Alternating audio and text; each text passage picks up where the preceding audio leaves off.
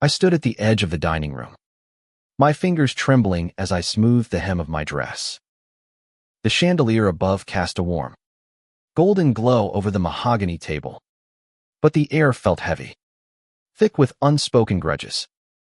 My husband, James, sat at the head, his jaw tight, his eyes darting between me and his brother, Richard, who lounged across from him with a smirk that made my stomach churn.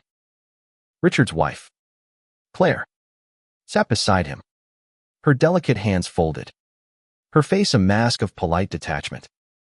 The rest of the family, James's parents, his sister, and a few cousins filled the room with murmurs and clinking glasses, oblivious to the storm brewing beneath the surface. This was supposed to be a celebration, a gathering to honor the family's legacy after James's grandfather's passing. But I knew better. Richard had been waiting for this moment, and I was his target. It started with a single comment, sharp as a blade. "So, Emily," Richard said, leaning back in his chair, his voice dripping with condescension. "How does it feel to marry into money you'll never truly understand?" The room fell silent. My breath caught in my throat, and I felt James's hand tense under the table, gripping mine. Richard's eyes gleamed with malice, his lips curling as if he'd just won a game I didn't know I was playing.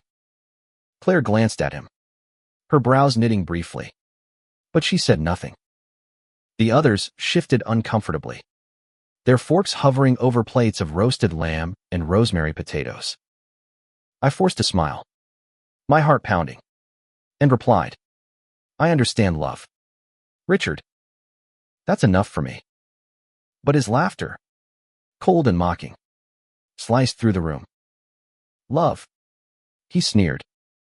"You think love got you that ring, that house, that life?"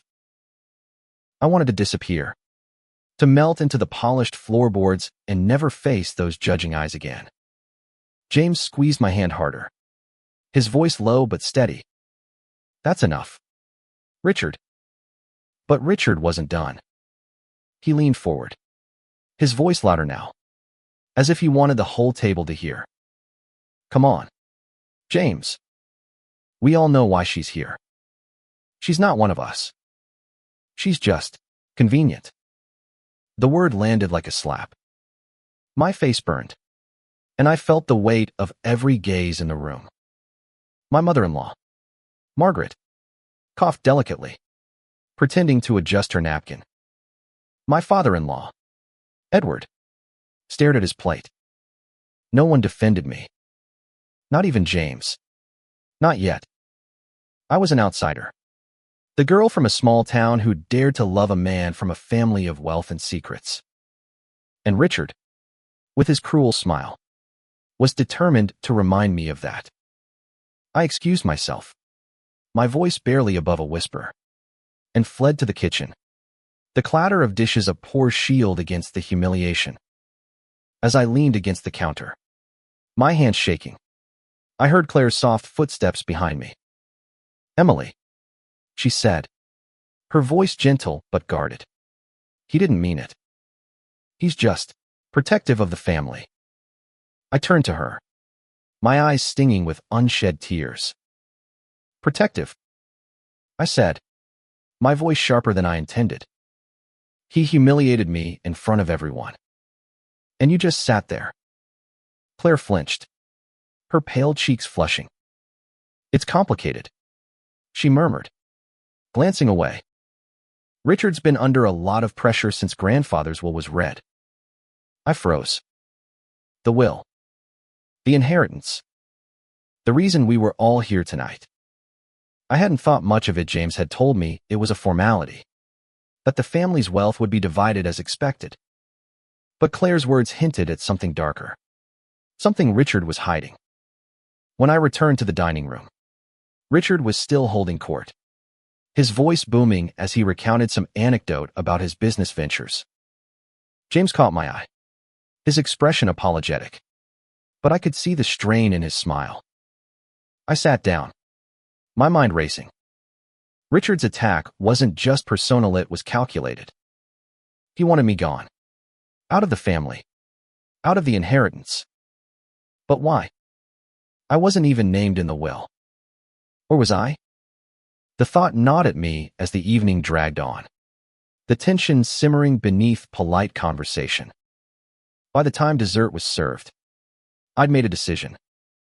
I wasn't going to let Richard's cruelty define me. If he wanted a fight, I'd give him one. But I'd do it my way quietly, carefully, and with a truth he couldn't twist. That night, as James and I lay in bed, the silence between us was heavy. "I'm sorry," he whispered finally, his voice thick with guilt. I should have stopped him. I turned to him, my heart aching but resolute. "It's not your fault," I said, "but I need to know the truth about the will. What's Richard so afraid of?" James hesitated, his eyes shadowed in the dim light. "It's complicated," he said, echoing Claire's words. "Grandfather made some changes before he died. Changes Richard doesn't like." I sat up, my pulse quickening. "What changes?" James sighed, running a hand through his hair. "He left a portion of the estate to you, Emily. Not just to me. To you." The revelation hit me like a wave. Me. The nobody from nowhere. I'd never met James's grandfather.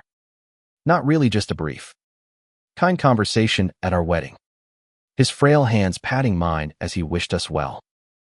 Why would he leave me anything? And why was Richard so threatened by it? As James drifted to sleep, I stared at the ceiling, my mind spinning. Richard's cruelty wasn't just about pride or prejudice. It was about power. And if he thought he could shame me into submission, he was wrong. I'd spent my life fighting to belong, to prove I was more than my circumstances. This was no different. I'd find out the truth about the inheritance, and I'd make sure Richard regretted ever crossing me. The next morning, the house was quiet. The kind of quiet that feels like the calm before a storm. James had left early for a meeting, leaving me alone with my thoughts and a steaming cup of coffee. I sat at the kitchen island, the weight of last night's revelation pressing against my chest. Grandfather's will. A portion left to me. It didn't make sense. And yet it explained everything: Richard's venom, Claire's unease, the way the family avoided my eyes at dinner. I needed answers. But I knew James wouldn't tell me everything. He was too loyal to his family, too caught in the web of their expectations. If I wanted the truth, I'd have to find it myself. I started with the study, a room I'd rarely entered. It was grandfather's domain, lined with leather-bound books and heavy furniture, the air thick with the scent of old paper and polished wood. James had mentioned that the will was kept in a safe there, though he hadn't shared the combination. I wasn't planning to break an eye yet, but I needed to understand the man who'd left me something so significant.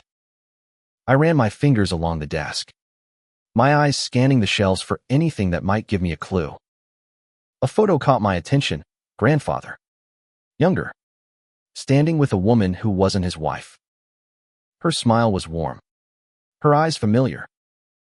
My heart skipped a beat. She looked like me. Not exactly, but close enough to make my skin prickle. Who was she? I was still staring at the photo when Claire appeared in the doorway, her expression unreadable. "Emily," she said softly, "what are you doing here?"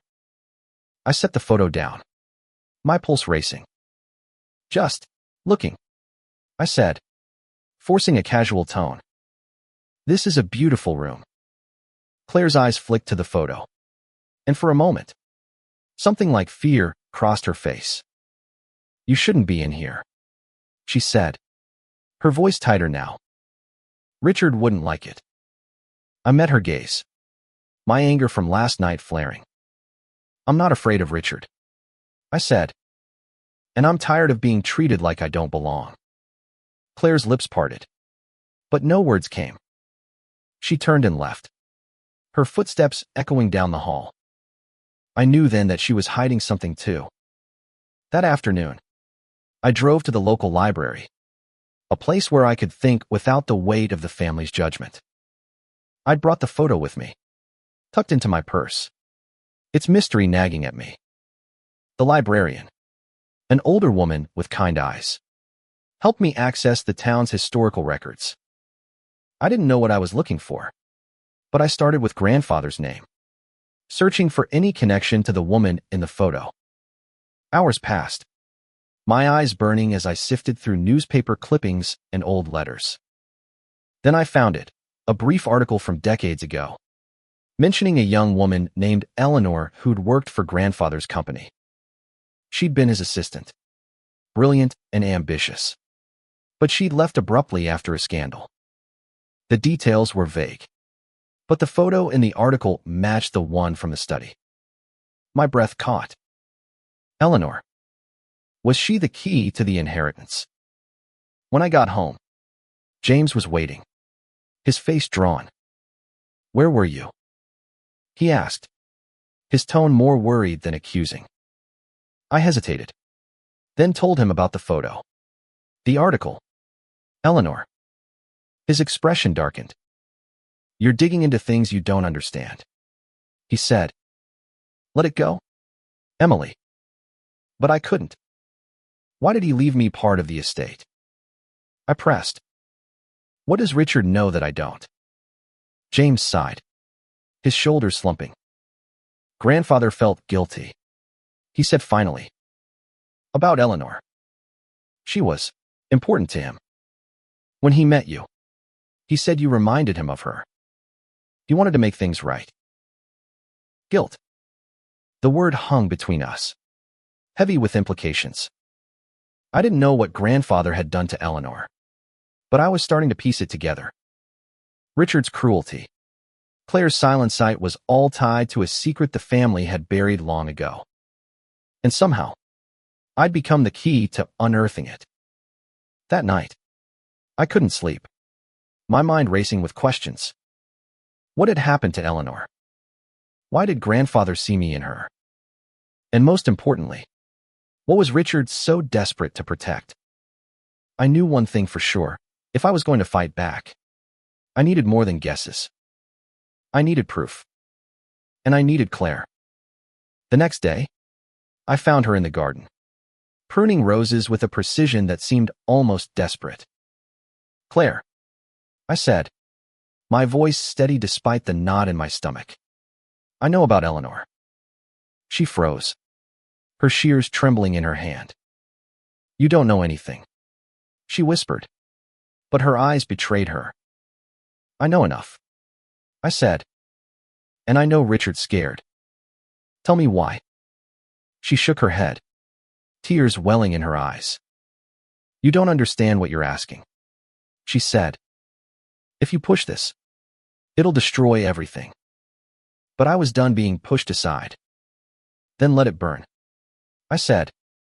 "I'm not the one who started this fire." Claire's words echoed in my mind as I walked away from the garden, the scent of roses clinging to my skin. Destroy everything. What did she mean? The family? The inheritance? Or something deeper? Something I hadn't yet uncovered. I felt like I was standing at the edge of a cliff, the ground crumbling beneath me. But I couldn't turn back. Richard had made this personal, and now I was determined to unravel the truth, no matter the cost. I spent the rest of the day in the study, searching for more clues about Eleanor. I found no Thingniel letters, no diaries, just the same photo that haunted me with its familiarity. But Claire's reaction had confirmed one thing: Eleanor was the key, and Richard was terrified of what I might find. That evening, the family gathered again, this time for a quieter dinner. Richard was subdued, his usual bravado replaced by a tense silence. I caught him watching me, his eyes sharp and calculating, as if he knew I was digging. James sat beside me, his hand resting on my knee, a silent promise of support. But I didn't need his protection anymore. I needed answers. After dinner, I followed Claire to the porch, where she stood alone, staring at the darkening sky. I'm not going to stop, I said, my voice low but firm. You can help me, or you can watch Richard lose everything. She turned, her face pale, her eyes wide with fear. You don't know what he's capable of, she whispered. He'll ruin you, Emily. He'll ruin us all. Her fear was real, raw, and it sent a chill down my spine. But it also fueled my resolve. Richard wasn't just cruel, he was dangerous. And Claire, for all her loyalty to him, was cracking under the pressure. Tell me about Eleanor, I said, stepping closer. What did grandfather do to her? Claire's lips trembled, and for a moment, I thought she'd break.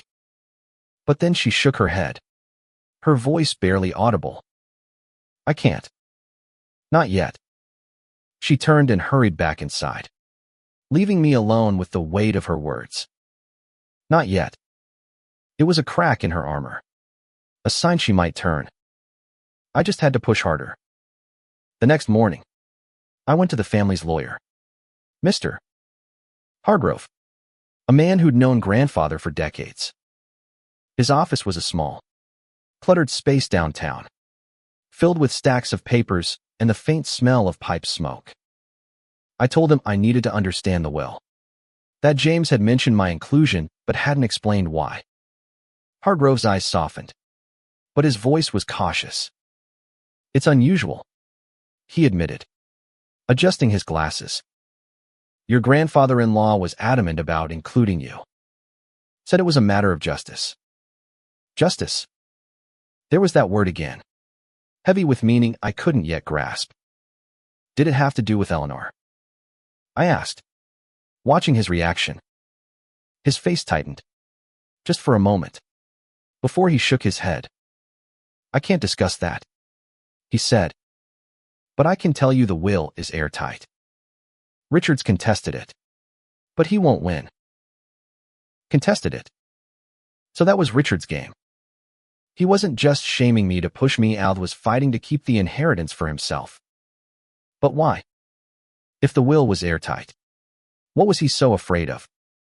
I left Hargrove's office with more questions than answers. But one thing was clear, Richard's cruelty was rooted in fear. And that fear was tied to Eleanor. I spent the rest of the day tracking down anyone who might have known her. An old colleague of grandfather's, now retired, agreed to meet me at a cafe.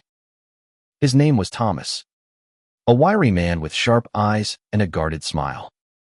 Eleanor was brilliant, he said, stirring his coffee. She could have run the company one day. But she crossed Richard's father, and it cost her everything. My heart raced. Richard's father. James's father. The pieces were starting to fit, but the picture was still blurry. What did she do? I asked. Thomas hesitated, his eyes flickering with unease. She found out something she shouldn't have, he said. Something about the company's finances. She threatened to go public. And, well, they made sure she disappeared. Disappeared. The word hit me like a punch. Not dead, but gone, erased from the family's history. I pressed Thomas for more, but he clammed up, muttering about old wounds and family secrets. As I drove home, my mind spun with possibilities. Had grandfather been involved? Was that why he felt guilty? And what did Richard know that made him so desperate to keep me out? That night, I confronted James again. He was in the bedroom, unbuttoning his shirt, his movements slow and tired. Tell me about your father, I said, my voice steady despite the storm in my chest. What did he do to Eleanor? James froze, his eyes meeting mine in the mirror. Emily, he said, his voice low. You need to stop this. But I didn't. I couldn't. Your brother humiliated me in front of everyone, I said. He's trying to take something that's mine. I deserve to know why. James turned, his face a mix of guilt and frustration. My father, he wasn't a good man, he said finally. He hurt people. Eleanor was one of them. But it's in the past. The past. I wanted to scream that the past was tearing us apart now. That Richard's cruelty was proof it wasn't over. But I saw the pain in James's eyes. The weight of a family he couldn't escape. I softened, touching his arm. I'm not trying to hurt you, I said. But I can't let Richard win. James pulled me close, his breath warm against my hair. Be careful, he whispered. Richard's not like me. He doesn't forgive. James's warning lingered in my mind as I lay awake that night, the shadows on the ceiling twisting like my thoughts. Richard doesn't forgive. I wasn't looking for his forgiveness, I wanted his reckoning. But I needed to be smart, precise. Richard was cunning, and if I was going to expose him, I had to stay one step ahead. The next morning, I returned to the study, determined to find something concrete. I rifled through drawers, checked behind books, even tapped the walls for hidden compartments. Nothing. But as I stood there, frustrated, my eyes fell on the safe again. James had said it held the will. But what else was in there? I didn't know the combination, but I knew someone who might. Claire. She was my only way in, the only one who might crack under pressure. I found her in the kitchen, chopping vegetables with a mechanical rhythm. Claire, I said, keeping my voice soft but firm. I need your help. She didn't look up, her knife slicing through a carrot with a sharp thud. I told you. Emily. I can't. I stepped closer, lowering my voice. You're scared of him, I said. I see it in your eyes. But you don't have to be. Help me, and we can stop him. Her hands stilled, and for a moment, I thought I'd reached her.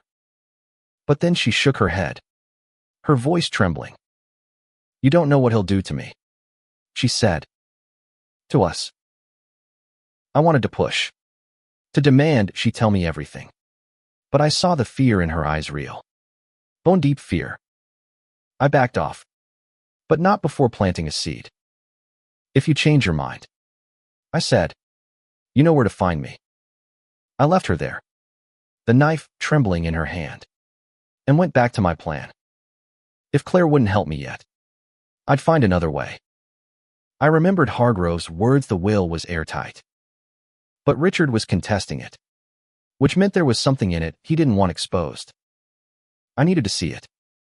That afternoon, I called Hargrove again, asking for a copy of the will. He hesitated, citing confidentiality, but I pressed, reminding him that I was named in it. I just want to understand why, I said, letting my voice crack with emotion. Please. He relented, promising to send a redacted version to my email. When it arrived, I sat at the kitchen table, my heart pounding as I read. The will was detailed, dividing the estate among James, Richard, their sister, and their parents. But there, near the end, was my name, to Emily, my grandson's wife. I leave the deed to the Willow Street property and a sum of $2 million, in recognition of her strength and in amends for past wrongs. Past wrongs. There it was again. That vague, haunting phrase. The Willow Street property was a small estate, one grandfather had rarely mentioned, but it was valuable prime land, untouched by the family's developments.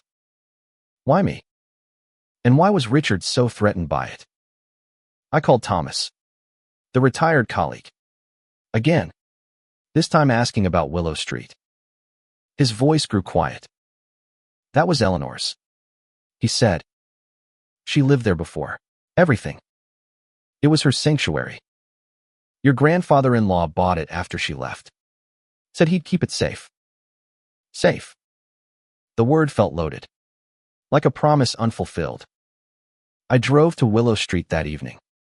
The address burned into my mind.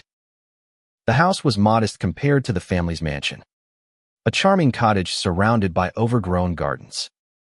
It felt alive, like it was waiting for someone to claim it. I walked through the empty rooms, my footsteps echoing on the hardwood floors. In the bedroom, I found a loose floorboard, and beneath it, a small metal box. My hands shook as I opened it.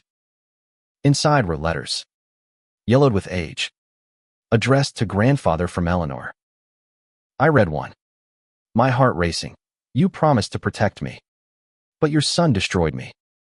I trusted you, and now I have nothing. The letters were a confession, a cry for justice.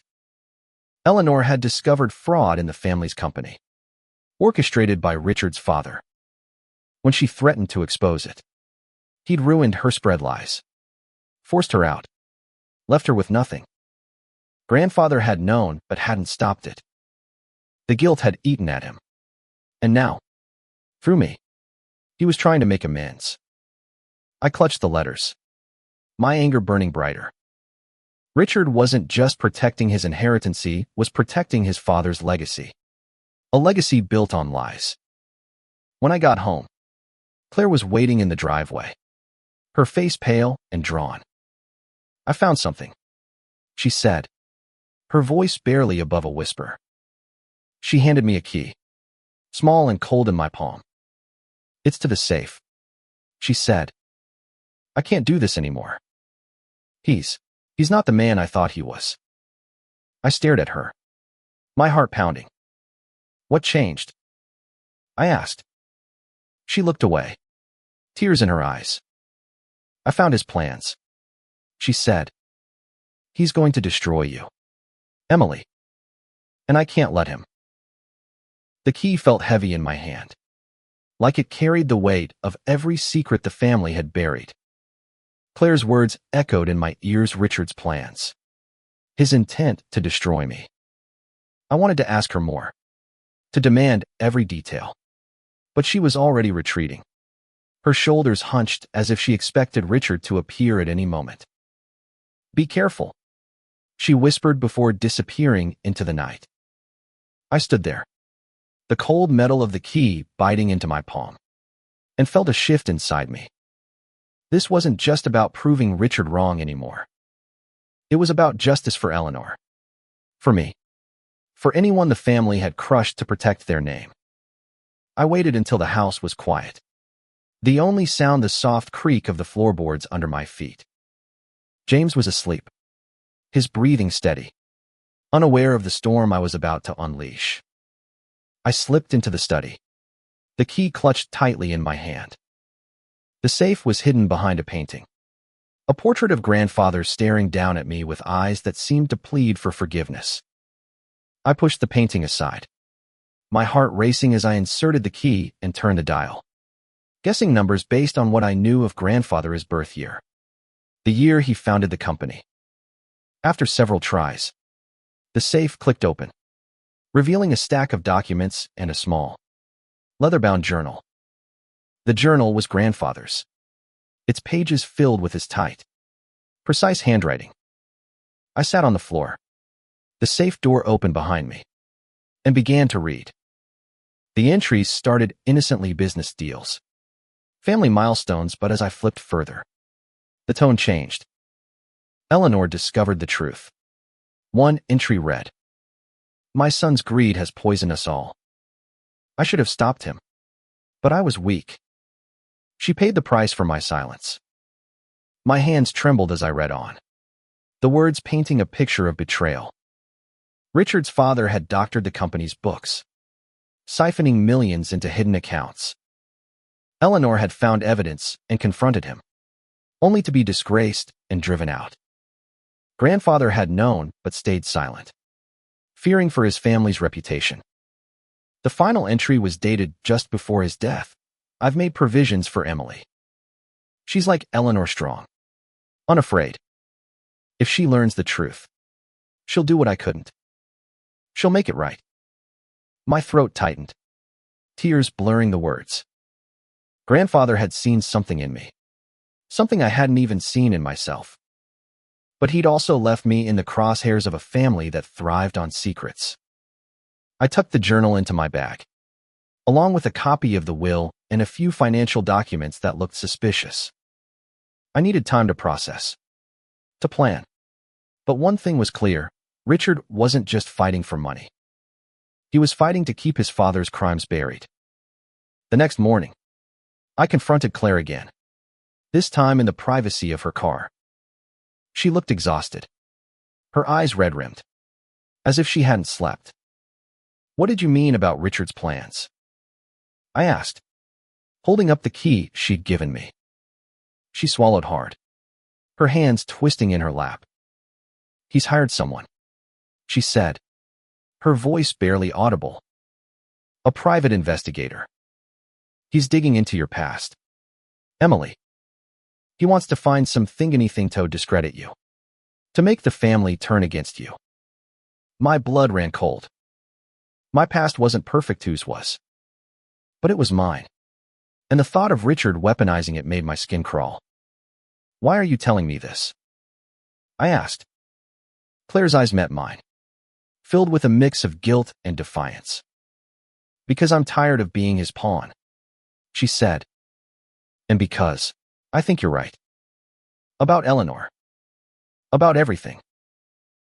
I leaned back, my mind racing. Claire was turning, but I couldn't trust her completely, not yet. "What do you know about Eleanor?" I asked. She hesitated, then spoke in a rush, as if afraid she'd lose her nerve. "Richard's father ruined her," she said.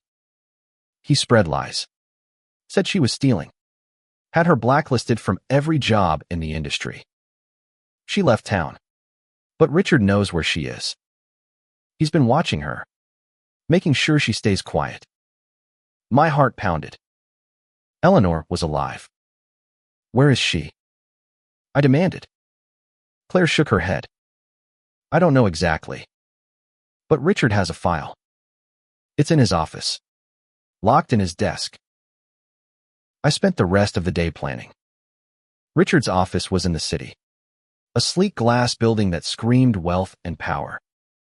Breaking in wasn't an option. I wasn't that reckless, but I knew someone who could help.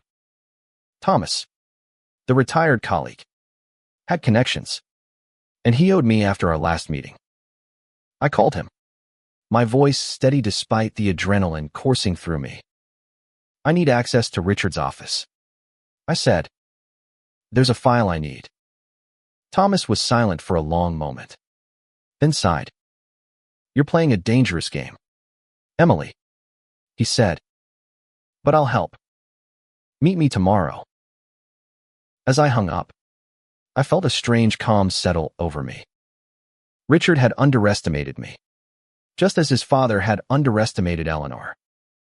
But I wasn't going to disappear. I was going to fight not with cruelty, but with truth. And when I was done, Richard would wish he'd never spoken my name at that dinner table.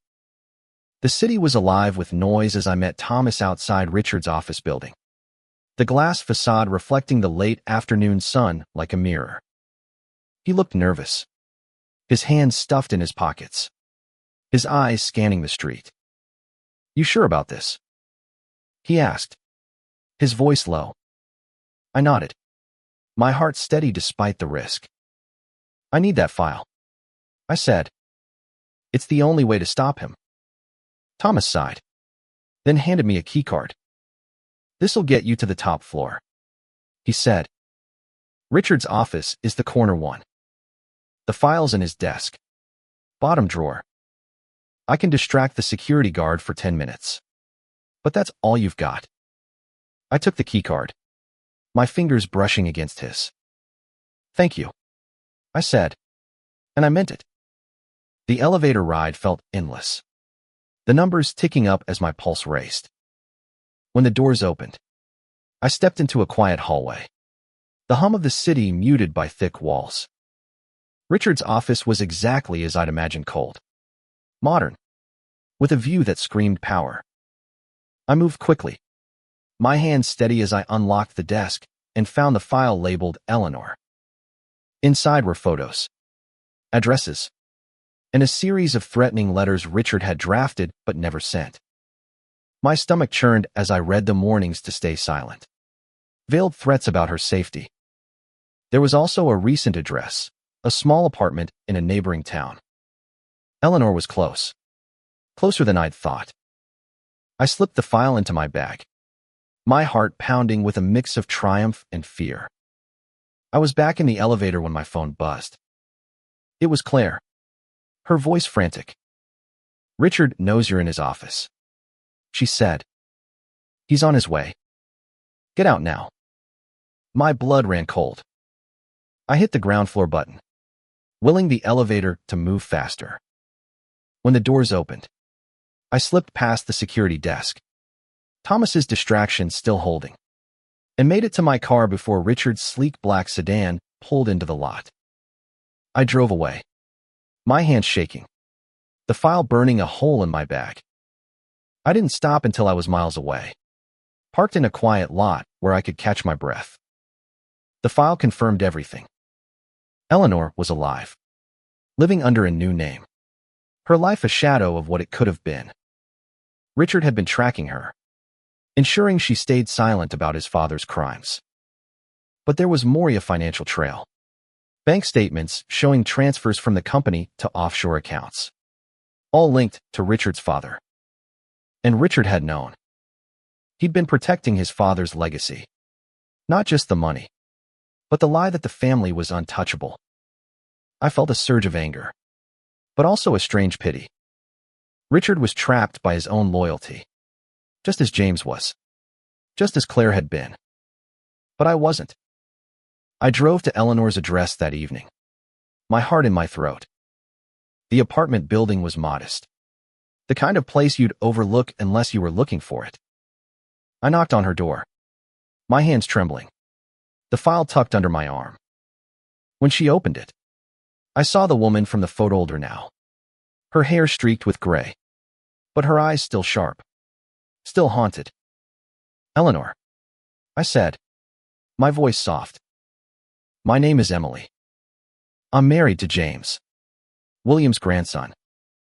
Her face paled, but she stepped aside, letting me in. The apartment was small, filled with books and plants, a life rebuilt from ashes. I told her everything: grandfather's will, the inheritance, Richard's cruelty. I showed her the letters, the journal, the financial records. She listened in silence, her hands clasped tightly in her lap. When I finished, she spoke, her voice steady but laced with pain. "I loved William," she said, "but he let his son destroy me. I wanted to fight, but I had nothing left." Tears welled in her eyes, and I felt my own throat tighten. "He left me the Willow Street property," I said, "and money. I think he wanted to make it right." Eleanor smiled. "A sad, broken thing. He was too late for me," she said. "But not for you." We talked for hours, piecing together a plan. Eleanor didn't want revenge, she wanted peace. But she agreed to help me expose Richard, to show the family the truth. We would confront him at the next family gathering, a formal reading of the will's final amendments, scheduled for the following week. I left her apartment with a renewed sense of purpose, but also a weight I hadn't expected. This wasn't just about me anymore. It was about Eleanor, about grandfather's guilt, about a family that had built its empire on lies. When I got home, James was waiting, his face pale. "Richard called," he said. "He knows you were in his office." I took a deep breath, meeting his eyes. "Good," I said. "Let him come for me. I'm ready." The week leading up to the will's final reading was a blur of tension and preparation. I kept the file hidden in a locked drawer, its contents burning in my mind. Eleanor and I spoke daily, her voice a steady anchor as we planned our confrontation. She was nervous but resolute, her strength fueling mine. James, though, was unraveling. He paced the house, his loyalty torn between me and his family. "This will destroy us," he said one night, his voice raw. "Richard won't go down quietly." I touched his face, my heart aching for him. "I'm not doing this to hurt you," I said, "but I can't let him win. Not after what he did to me." To Eleanor. James pulled me close, his silence louder than words. Claire was my wild card. She'd given me the key, but her fear of Richard was palpable. I met her in secret, away from the house, in a quiet park where no one would overhear. "I need you to stand with me," I said, my voice steady. "When we confront Richard, your voice will matter." She shook her head, her eyes wide. "He'll never forgive me," she whispered. "He'll take everything me home. My life." I leaned closer, my voice soft but firm. "He's already taken your freedom," I said. "Help me, and you'll take it back." She didn't agree. Not then. But I saw the flicker of defiance in her eyes. I had to hope it was enough. The day of the reading arrived, the air thick with anticipation. The family gathered in the grand living room, the same room where Richard had humiliated me weeks ago. Hargrove stood at the front, his face solemn as he prepared to read the will's final amendments. Richard sat near the center, his posture rigid, his eyes locked on me. I felt Eleanor beside me, her presence a quiet strength. Claire was there too, her hands twisting in her lap, her face pale. James sat next to me, his hand gripping mine, a silent promise that he'd stand by me, no matter what. Hargrove began, his voice steady as he outlined the estate's division. The room was silent, every word heavy with implication. When he reached my name, Richard stood, his voice sharp. "This is a mistake," he said. "She has no claim to this family's legacy." I felt the eyes of the room on me, the same judgment I'd faced at dinner. But this time, I was ready. I stood, my voice calm but unyielding. "I have every claim," I said, "and I have proof." I held up the file, the letters, the journal, my hands steady despite the pounding in my chest. "Your father destroyed a woman named Eleanor," I said, my eyes locked on Richard's. "He stole from the company, ruined her life, and you've been covering it up." The room gasped, murmurs rippling through the family. Richard's face twisted with rage. But before he could speak, Eleanor stood, her voice clear and strong. "I'm Eleanor," she said, "and Emily's telling the truth." She recounted her story, her words raw and unflinching, exposing the fraud, the lies, the betrayal.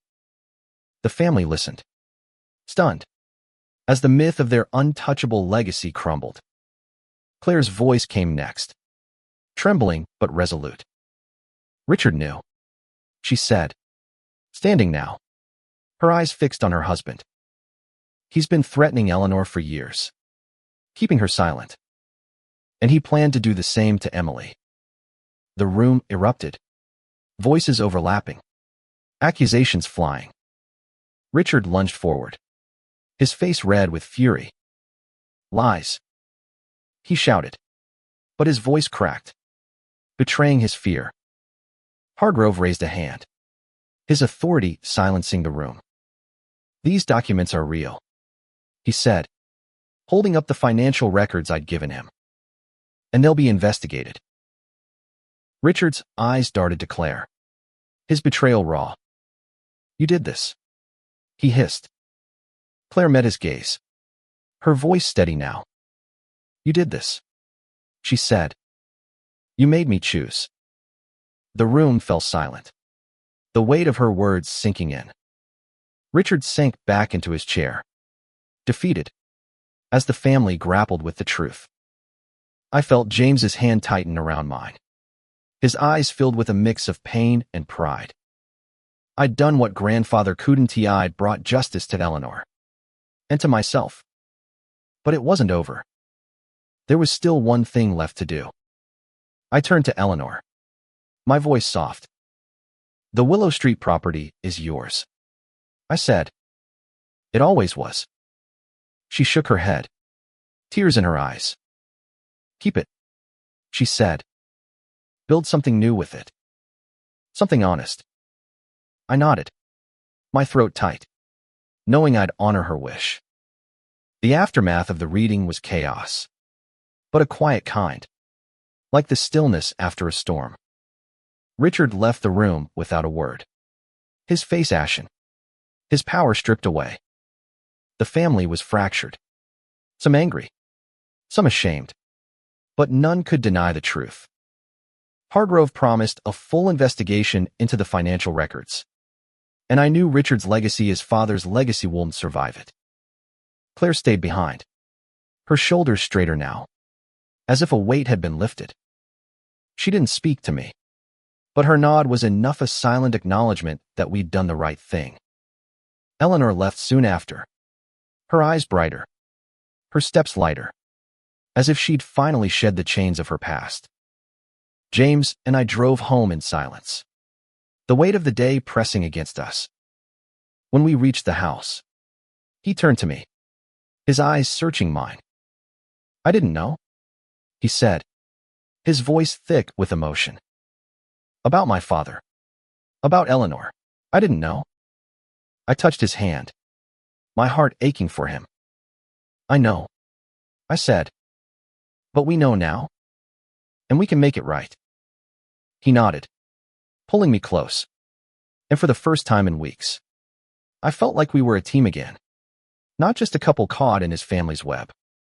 The days that followed were a blur of meetings with lawyers, reporters sniffing around for a story, and family members trying to make sense of the fallout. Richard disappeared, rumors swirling that he'd left town, perhaps to avoid the investigation. Claire moved out of their shared home, renting a small apartment downtown. She called me one evening, her voice steady but soft. I'm filing for divorce, she said. I should have done it years ago. I smiled, proud of her courage. You're free now, I said. What will you do? She laughed, a sound I hadn't heard from her before. Live, she said simply. For the first time, I'm going to live. I visited Willow Street again, this time with a different purpose. The cottage felt different now.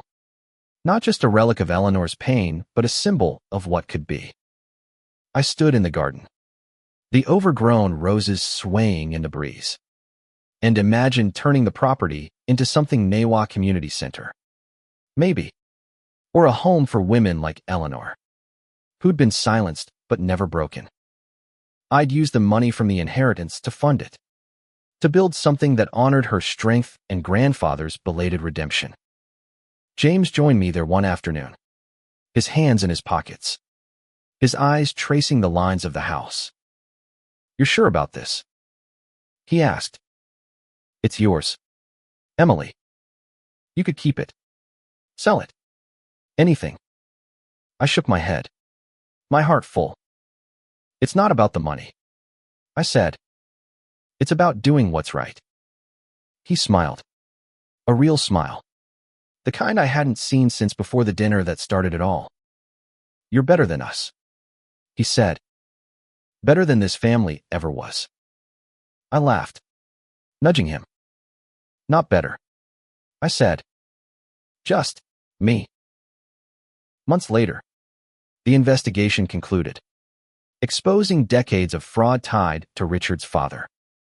The company was restructured, its profits redirected to right past wrongs. Richard faced charges but avoided prison, his reputation in tatters. I didn't care about his punishment. What mattered was the truth. Out in the open. No longer a weapon to be wielded against me or anyone else. Eleanor visited the Willow Street property one last time before moving across the country, her smile brighter than I'd ever seen. "You did it," she said, hugging me tightly. "You gave me back my voice." I shook my head, tears in my eyes. "You never lost it," I said. "I just helped you find it again." As I stood in the garden that spring, watching the first signs of new growth, I felt a peace I hadn't known was possible. Richard's cruelty had set this in motion, his attempt to shame me sparking a fire I didn't know I had. But it wasn't revenge that drove Minute really. It was justice. For Eleanor. For grandfather.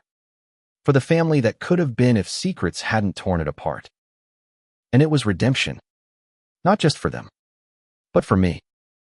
I'd come into this family as an outsider, but I'd found my place. Not by conforming, but by standing up. James joined me, his arms slipping around my waist. "What now?" he asked, his voice warm. I leaned into him, the scent of roses filling the air. "Now," I said, "we build something new." And as we stood there, the sun setting behind the cottage, I knew we would. Together, we'd turn pain into purpose, lies into truth, and a house into a home for those who needed it most.